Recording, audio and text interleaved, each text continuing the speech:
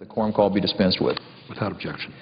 Mr. President, in a few minutes we're going to be voting on a bill that's been put on the floor that would address many of the emergency disaster needs that we have that have come our way this last year. I would have to say that in my state of South Dakota, it's been a year for the record books. We've had historically cold winters the last couple of winters.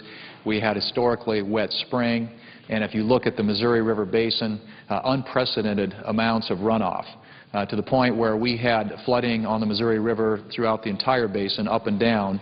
And my state of South Dakota, of course, was impacted dramatically by that, as were many of the states in the basin. And I think like a lot of parts of the country this year who've experienced weather-related disasters, there are a lot of people who've been hurt by that. In my state of South Dakota, we have a lot of homeowners in the Pierre and Fort Pierre area, in the Dakota Dunes area, in the Yankton area. We've had tremendous wet weather in northeastern South Dakota, a lot of people who've been flooded up there. But we've got people in these areas of my state who literally have lost everything, their homes. And it wasn't one of these things where you get an event that comes through and it's gone quickly and you can go in and clean up and recover. In this case, they were floods that persisted for over long periods of time, in this case, months. And I remember touring some of those areas of my state and in some cases having to go out there in a boat, literally, to see homes and to walk into a home in waders where the water in the living room is literally up to my waist. And, you know, the water was there literally for weeks. Lots of black mold problems, of course, just a tremendous amount of damage. And as I said, in many cases, these are people who, for various reasons, didn't have flood insurance. In most cases, because they were told they didn't need it. They weren't in the floodplain. These were homeowners who, when the Missouri River dams were built, thought at least that they were protected by those dams, and as a consequence, perhaps didn't purchase flood insurance, with rare exceptions. And, of course, in all of these cases, too, these are homeowners who, you know, if they didn't have flood insurance, are in some cases lost everything. And I'm not talking about just homeowners who have resources and have means. I'm talking about people. I met with retired school teachers who put everything they had into these homes along the Missouri River, and now they've literally lost everything. And so I can appreciate how important it is that we do everything we can to respond to this enormous weather-related disaster that has come our way. And I have great sympathy for those other areas of the country this year who have been impacted as well. I know on the East Coast, and we had flooding from the hurricane. We've had tornadoes this summer that have wiped out parts of entire communities. And so it's been a very, very difficult weather year. And as we approach this issue of how to deal with that, I think it's important that we bear in mind that we do everything possible to address the needs that these homeowners and these people have, and try and help them rebuild their lives and put things back together.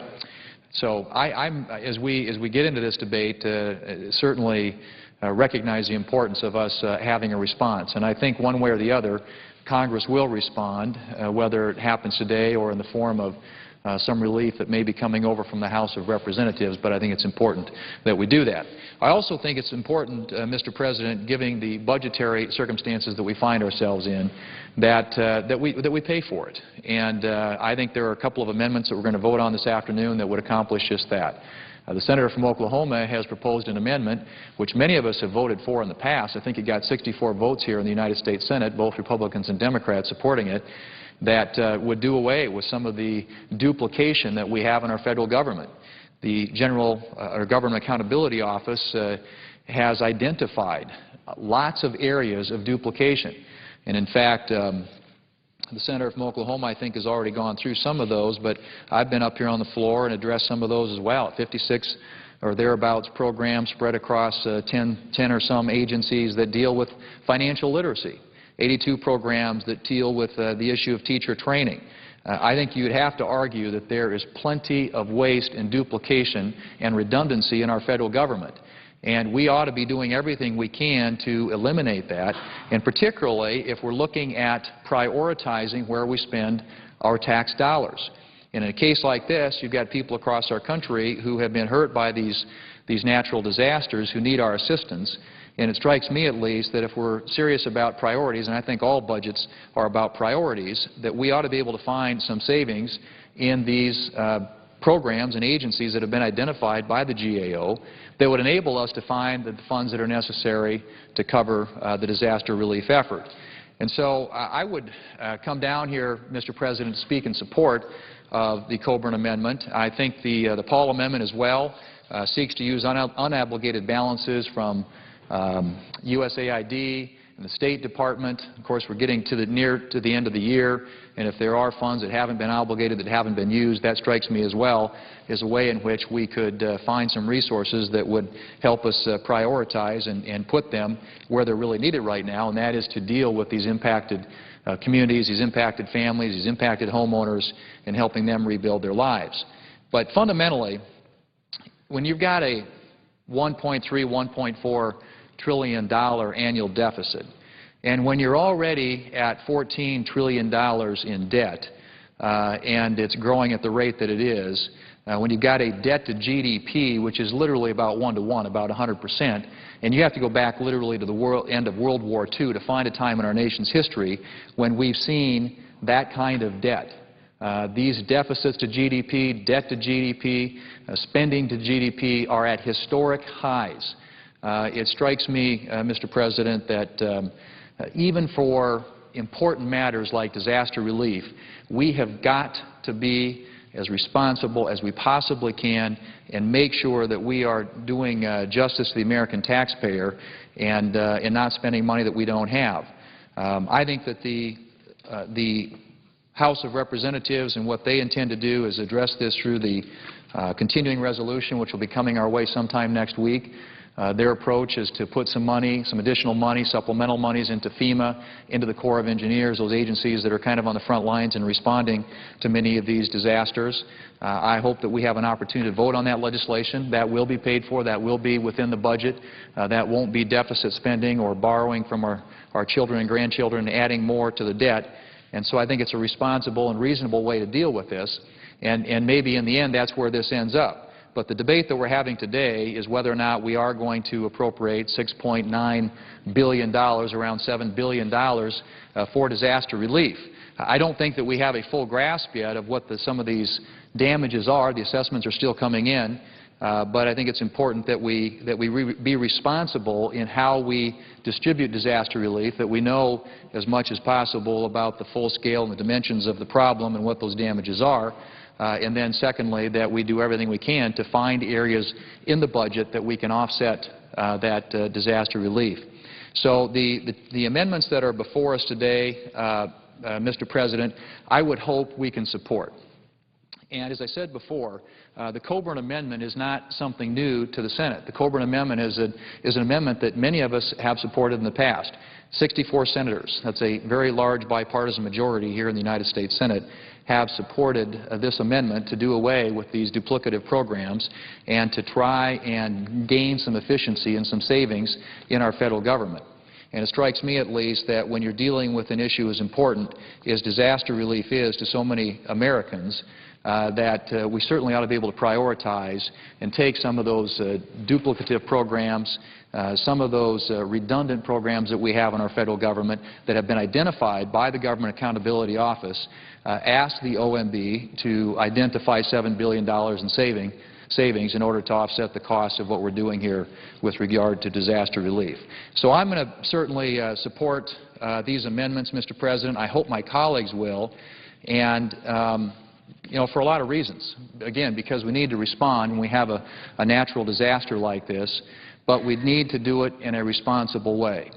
And when you are running these massive annual deficits that we are running today, we need to do everything we possibly can to see that we are paying the nation's bills, that we're not adding it to the credit card, not handing the bill to our children and grandchildren, not spending money that we don't have, but doing everything we can to live within our means. It's the responsible way to go about this. In my view, it's a reasonable way to go about this, and I think it's the right way to deal with the nation's business, and that is to pay your bills. And the Coburn Amendment does that. His amendment, I guess, of the two, specifically directs the $7 billion. I'm not sure whether or not the Paul amendment has a specific score on it, but either would be an important, in my view, message to the American people that we're serious about getting our fiscal house in order. And so I hope that we'll have both Republicans and Democrats here in the United States Senate that would support both of those amendments. And, Mr. President, I yield the floor.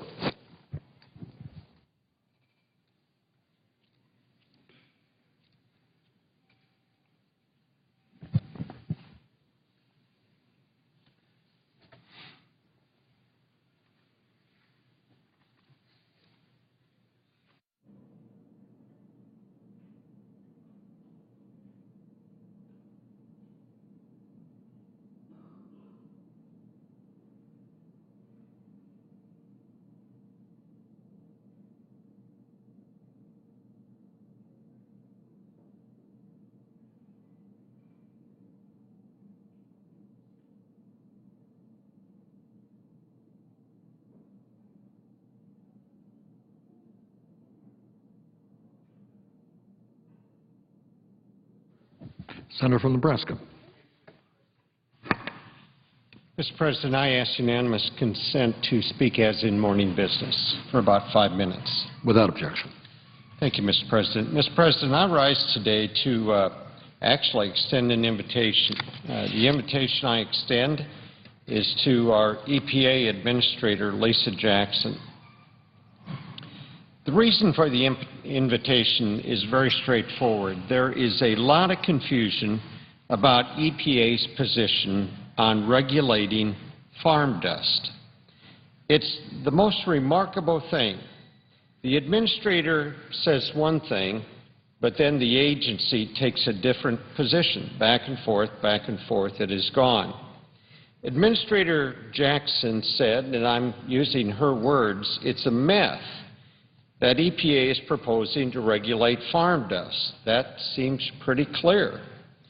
But then her agency says, well, no, we can't distinguish between farm dust and other dust subject to regulation, so rural America is not off the hook, it is out of luck. Well, I was very pleased recently to offer a solution to this EPA dilemma. My solution was offered in partnership with my friend and colleague from Iowa, Senator Chuck Grassley, and others, actually, from both sides of the aisle.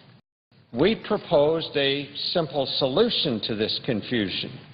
We proposed legislation that, very straightforward, says EPA can't regulate farm dust unless there's scientific proof that it causes harm. That proof does not exist today. Meanwhile, Ms. Jackson and her agency continue to have problems getting the story straight. You see, she scoffs at the idea of regulating farm dust. And then her agency turns around and says, well, it's really a possibility. Well, I understand that sometimes the direction from the top can get muddled as it works its way down. After all, EPA is a very large organization. Surely, Administrator Jackson does not intend to be saying one thing while her agency is saying and potentially doing something quite different. So I am hopeful that I have come up with yet another solution. Today, Senator Grassley and I sent a letter to Administrator Jackson. We have invited her to publicly support our bill blocking the regulation of farm dust. After all, using her own word, this was a myth in the first place. You see, I think it's a perfect solution. She says EPA has no intention of regulating farm dust, so there's absolutely no reason why she wouldn't support this legislation that makes it official. My letter invites her to put her words into action by issuing a straightforward supportive statement. I look forward to hearing back from her or simply seeing her statement of support in print. Either will be acceptable. I will tell you this. I believe if Administrator Jackson stands up in response to this and says, yes, I was serious, we are not going to regulate farm dust, that is a myth, and Senator Joe Hance has it all wrong, I believe rural America will cheer. Supporting my bill that puts an end to this crazy, ridiculous notion of regulating farm dust would do more to improve Administrator Jackson's image than the charm offensive EPA has recently undertaken. Madam President, I yield the floor. I note the absence of a quorum. Clerk will call the roll. Mr. Akaka.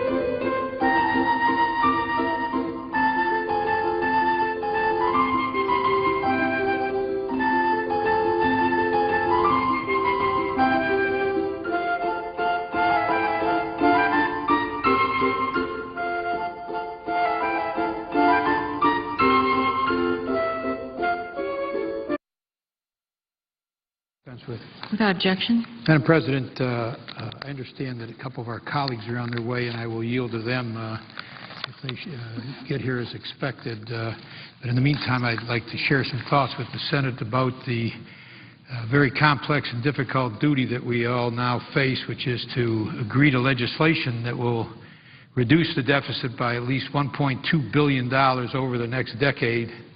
And if we fail to do that by the end of the year, huge automatic budget cuts in vital national programs, including in security, will take effect to meet the deficit reduction goal. Now, those automatic cuts would take an unacceptable toll on vital programs. I believe that I and every member of Congress must do our best to avoid that outcome, and that begins with the 12 members of the Joint Select Committee that have been given the assignment of crafting a plan for us to consider. Despite the difficulty, the task is achievable.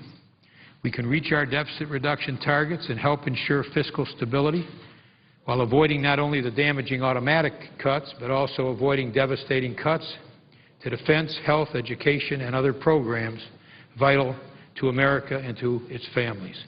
Achieving this goal will require sacrifices. Everyone's going to have to contribute, but if all of us, every American, will make the sacrifices necessary, we can get this done.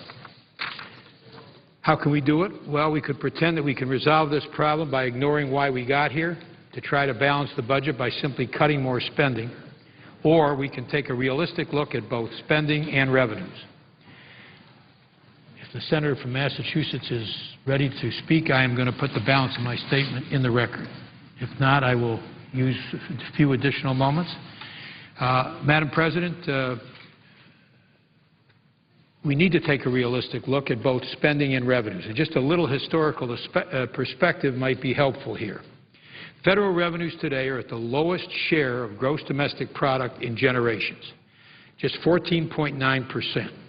For the past 60 years, that number has averaged about 18%. And during that period, we have balanced the budget 5 times, and each time revenues totaled 19% of gross domestic product or higher. Past efforts to reduce high deficits have made new revenue a significant part of the equation. President Reagan presided over 3 deficit reduction plans that achieved more than 3/4 of their deficit reduction through revenue increases. That was President Reagan. Revenue increases were a major part of his deficit reduction plan. The deficit reduction legislation that we passed in 1990, under the first President Bush, achieved about 1/3 of its deficit cuts through added revenue. President Clinton's 1993 deficit reduction plan was roughly 55% new revenue and 45% spending cuts, and yielded our most recent balanced budgets. Apart from history, the mathematical reality simply is that we must generate additional revenues if we're going to reduce the deficit, and do so while avoiding unacceptable cuts to programs that provide for the common defense and general welfare. Revenue must be part of the discussion. Many of our Republican colleagues have focused solely on non-defense discretionary programs for deficit reduction. The simple fact is that those programs just are not big enough to allow real deficit reduction. They make up only about 12% of the federal budget, and if we eliminated all those programs, zeroed them out, we would have done grave harm to millions of American families, but we still would have huge deficits as far as the eye can see. And so, as the Concord Coalition, a nonpartisan group, said, for a grand bargain on deficit reduction, finding a way to bring in some revenue is a crucial piece of the puzzle. And the nonpartisan Committee for a Responsible Federal Budget, which said that putting the deficit on a downward path requires, quote, looking at ways to generate additional revenues. Now, Madam President, the balance of my remarks, which I'm going to put in the record, I set out 7 different loopholes which need to be closed. It is only fair that these loopholes be closed. They are loopholes which cannot be justified. They are loopholes which I think almost every American would say should not be in our tax code. And if we simply will change our tax code and reform it and close these loopholes, We can raise about $1 trillion over 10 years. That is a huge part of what this Joint Select Committee is required to do. We have to protect middle-class families from tax increases. We have to protect them from losing critically important programs to them, such as education. We can do that. And I've sent a letter to the members, including my dear friend from Massachusetts, of our Select Committee, laying out these 7 areas, 7 loopholes which can and should be closed, which will have an equitable impact. It is only fair these loopholes be closed, and I have laid out, including ending the use of offshore tax havens to avoid paying taxes. And in this letter that went to all of the members of this Joint Select Committee, I have set forth what these loopholes are. And again, we can raise $1 trillion in 10 years by closing them. I would ask unanimous consent, Madam President, that the balance of my statement be inserted in the record, that it not be interrupted by my reference to the presence of my friend from Massachusetts for his remarks, and that a copy of the letter which I sent to the members of that joint committee be inserted in the record immediately following my remarks. Without objection, so ordered. I thank the Chair. Madam President. Senator from Massachusetts. Thank you, Madam President. I yield myself such time as I use. Madam President, let me first of all thank the Senator from Michigan, the Chairman of the Armed Services Committee, for his comments, and particularly for the recommendations that he is going to make to the Super Committee, to each of us. I think all of us in the Senate know that Senator Levin is one of the most creative and thoughtful senators, and I am confident that the suggestions that he makes are going to be important ones that will be worthy of consideration. And I know also, because it's something that I began to focus on back in the 1980s, this issue of offshore havens is absolutely staggering. So I really look forward. I know the Senator has led the Permanent Committee on Investigations, Subcommittee on Investigations on that. They've done outstanding work, and I am confident that a lot of that work can be certainly put on the table and ought to be seriously considered. My hope is we can do some of it. So I thank the Senator. Madam President, one of the amendments that we will vote on shortly is an amendment by Senator Rand Paul with respect to cutting or an offset, if you will, of $6.9 billion from the State Department and USAID in order to fund FEMA disaster relief programs. Now, first of all, a number of colleagues have come to the floor over the last day or so, couple of days, and talked about the principle that has governed our efforts to provide disaster assistance through all of the years of this institution. We don't know how to plan on the amounts. We don't hold people accountable to other programs because of acts of God, natural disasters that arise suddenly. And the nation has always been rich enough and responsible enough to guarantee that we provide assistance to communities that have been hard hit by a flood, by a tornado, ravaged by fires, by some natural disaster. And I think the notion that suddenly we're going to start offsetting at a time when we're engaged in a very, very delicate balance of offsets with respect to the regular budgeting process is to try to put in place an inappropriate principle at an inappropriate time. Now, that argument has been made considerably. I just want to talk for a minute about the merits of this particular proposal on its face. Let me make as clear as I can that this amendment would be absolutely devastating to our foreign aid and development programs. It would decimate agencies that have already taken huge funding cuts in fiscal year 11, and it would completely undermine core national security priorities and humanitarian commitments. Now, Senator Paul argues that foreign aid is, quote, welfare we give to other nations, many of which are rich nations. Well, Madam President, I disagree with both parts of that sentence. And I disagree profoundly with the notion that foreign aid is somehow welfare. Foreign aid is an investment in our national security. It is not a gift to other countries. It is a very, very small investment that provides an enormous return in so many different ways in terms of advancing the interests of our country, of our citizens. And because of foreign aid, in many parts of the world, we have relationships and we have programs, we have initiatives, joint ventures that make Americans safer every single day. We need to put politics aside and focus on concrete facts. I know the easiest thing in the world is to walk into a big town hall meeting and say, we ought to be building whatever the community is that you're in before we send money somewhere else. And everybody cheers, instant reaction, easy applause, easy politics, but not smart politics in terms of the interests of our country.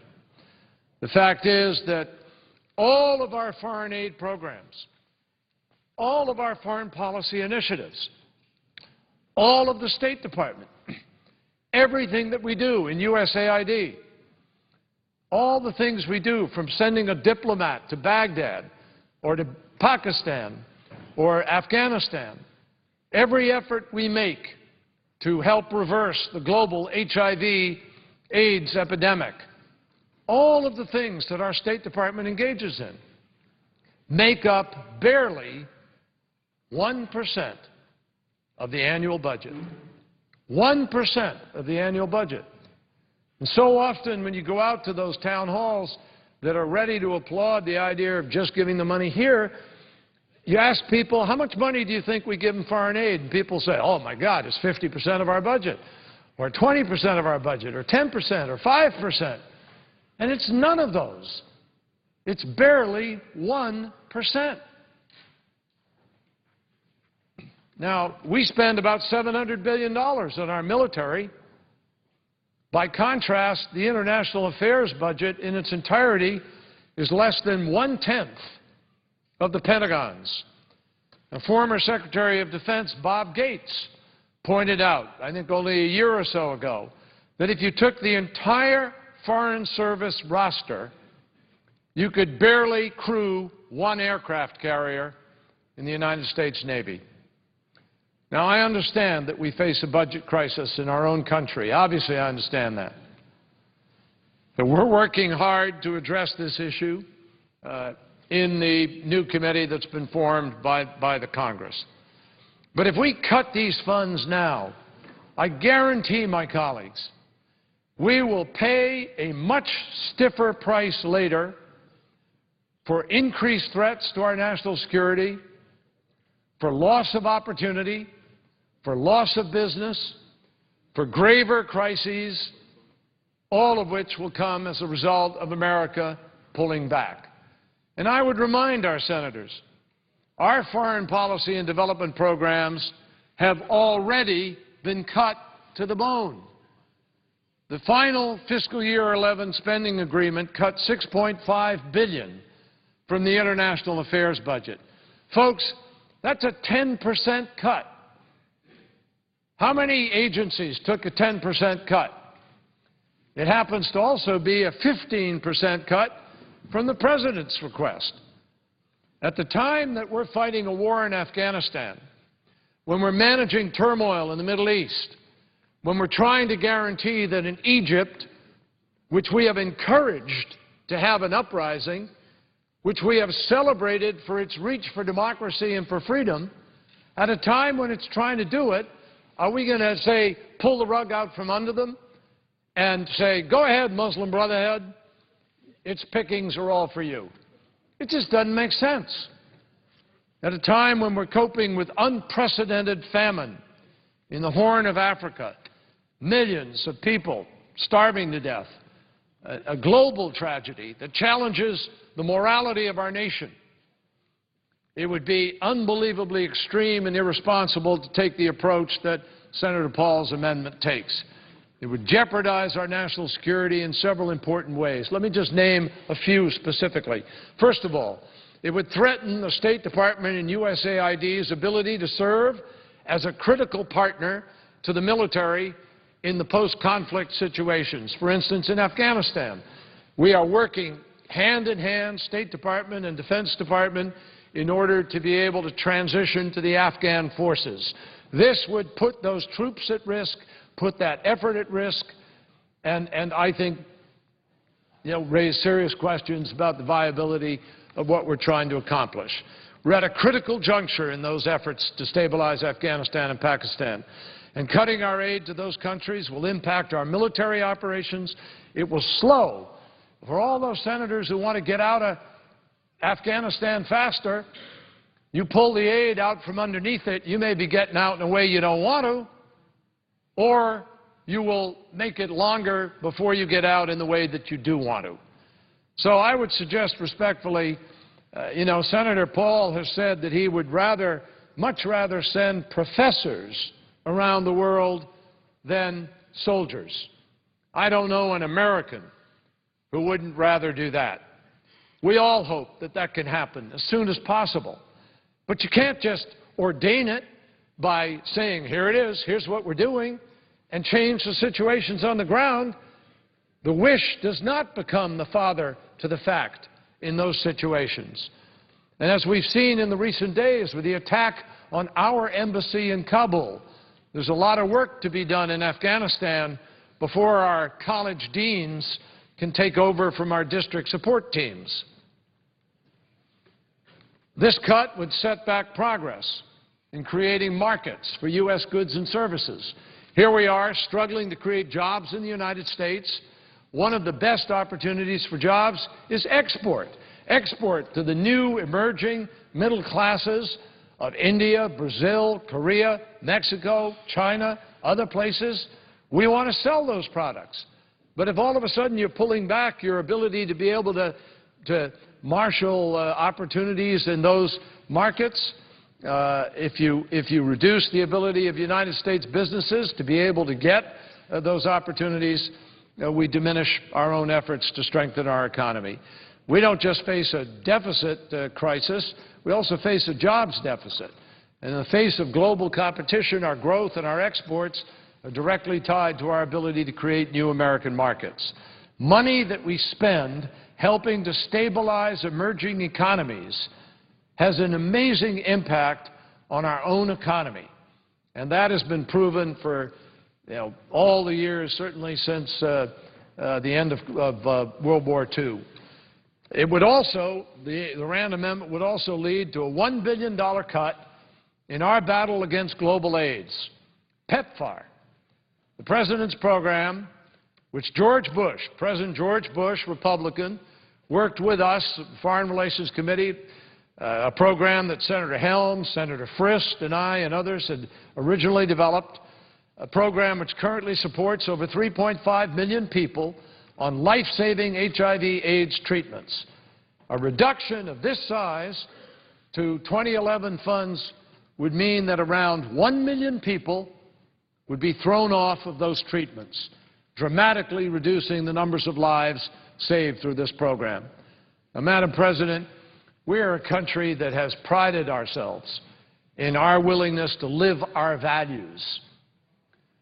The Judeo-Christian ethic is one of charity and one of concern for the poor and the downtrodden, the sick, and so forth. And it is hard for me to understand how we can take an ethic of our private lives that everybody talks about so pronouncedly around here and look at the fact that, there are some folks in America who tithe 10% of their income, or others who give fixed percentage of their income in order to help the world. And here we are, as a matter of national policy, going to put 1 million people at risk from a program which we're currently saving lives on. I don't understand that kind of value system. It would derail our efforts to forestall famine in the Horn of Africa, and that would trigger long-lasting suffering and destabilizing in the neighboring countries as Yemen and Kenya and Somalia. In Somalia alone, approximately 3.2 million people are in need of immediate life-saving assistance.